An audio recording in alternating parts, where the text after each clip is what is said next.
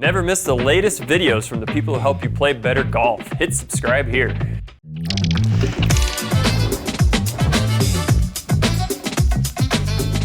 Brad, we're talking wedges with this Chris Voshall guy. You heard of him? Yep, and they're Denim Copper. You have most of your line is all numbered, and that's how you label your versions. How do you guys come up with what you're going to name these things?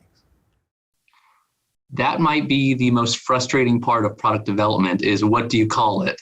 So it's funny, you know, the T series wedge, the T stands for teardrop. It's the more traditional shape. It's that traditional teardrop shape as well, where you got straighter lines as opposed to the S series and R series we've had in the past.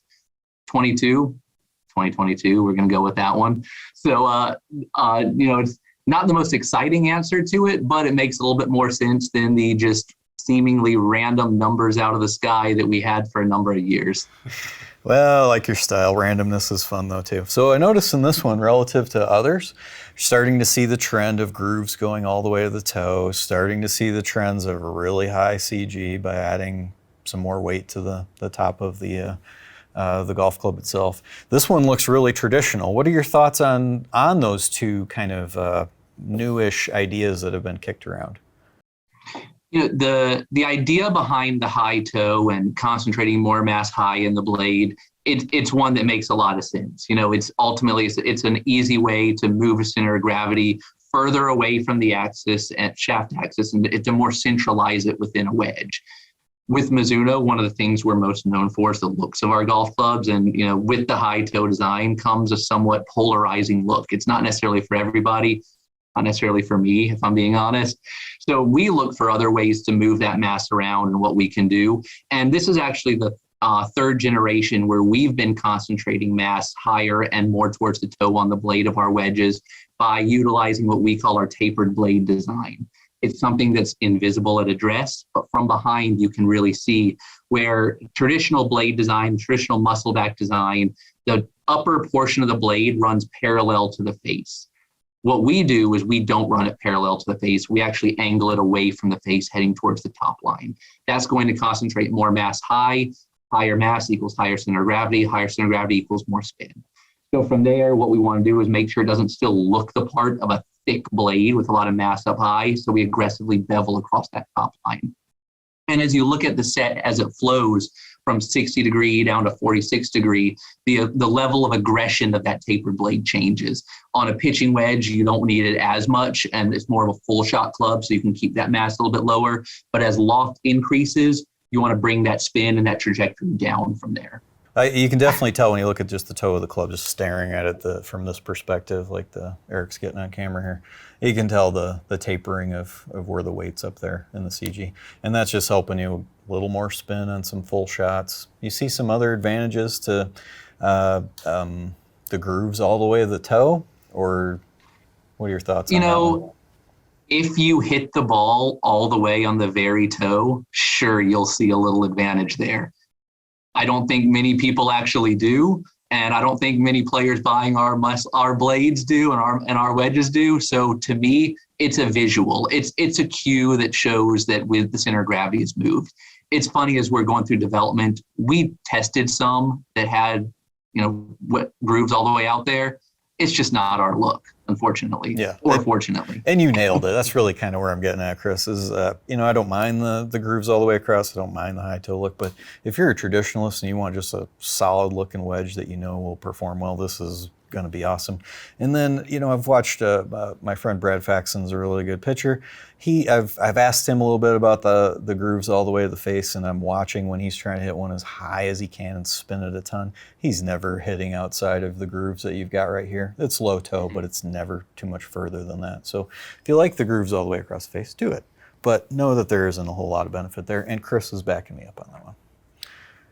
Should we talk about wedge color? A little more than just spinning? I thought we covered it. Well, I would be curious though, just because you have the raw wedge with the denim copper here as well, and then we have a chromed version as well too.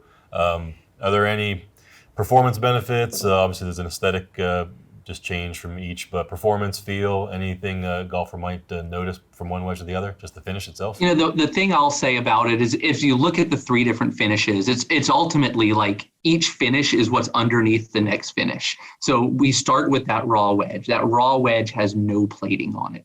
No plating means it will rust, it will age, it will get kind of nasty looking relatively quickly.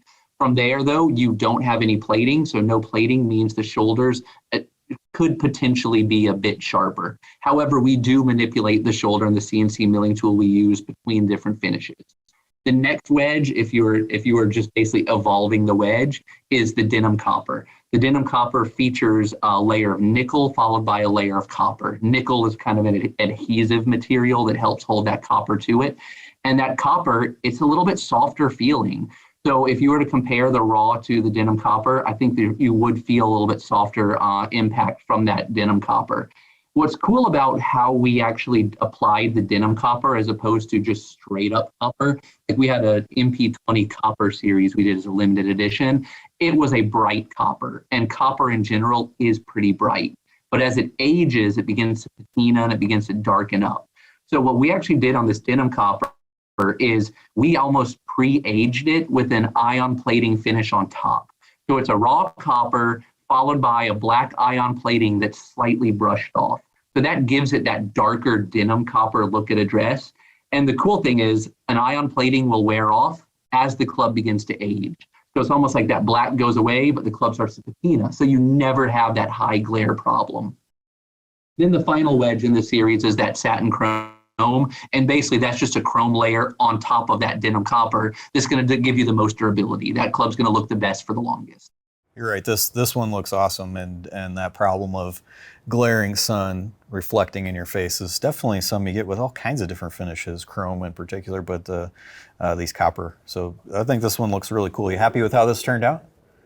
That one's fantastic. You know, that we talked about doing copper for a long time, and it's always the battle of, you know, raw copper does have a little bit of glare to it. So how can we age that, almost pre-age that copper? And that's where the denim came from.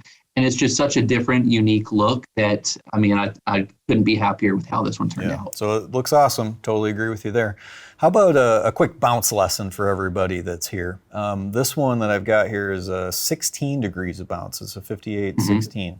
I'm a big fan of high bounce wedges for a host of reasons. What are your thoughts on bounce with players after testing at Mizuno? Bounce is one of those things that is it's completely misunderstood in terms of the benefit of bounce, in my opinion. You probably back me up on this. So many players equate bounce with handicap level. They think I'm a good player, I don't need bounce. I'm a high handicapper, I need bounce. That's not the case at all. Bounce is your friend regardless of skill level. So for us, we're very cognizant to make sure we've got a lot of different bounce options. And in general, more bounce is your friend, because more bounce basically is going to deliver a more consistent ball face angle and ball angle of attack to the ball for more consistent, launch parameters, time in and time out, regardless of conditions. So when you look at our line, we are pretty generous on the bounce. That being said, we've got different grinds as well, because where bounce typically could become your enemy is if you're wanting to do some of those skilled shots where you're really opening the face, and if it's too bouncy, the leading edge tends to rise. And that's where grinds become a big part of it. So if you can combine bounce with an aggressive grind, that's where you get the ultimate in playability from a wedge. Yep, I think you nailed it. And you're absolutely right. That myth of if you're good, you don't need as much bounce is a total fallacy. It's logical, but total fallacy. So kudos to you for designing some awesome stuff. We talked about drivers and irons in some other videos too. So check those out if you want to see them. But thanks for all of your help on just educating both of us about your gear, and you made some cool stuff this year. I'm excited to see what we do with that. We appreciate it, and we appreciate everything you guys do, making sure you get players fit into the right product, because ultimately all the technology we can design doesn't matter unless it fits you right. So thanks for all you do at GOLFTEC. Nope, thanks for the soundbite. I'm going to use that one all the time, Chris.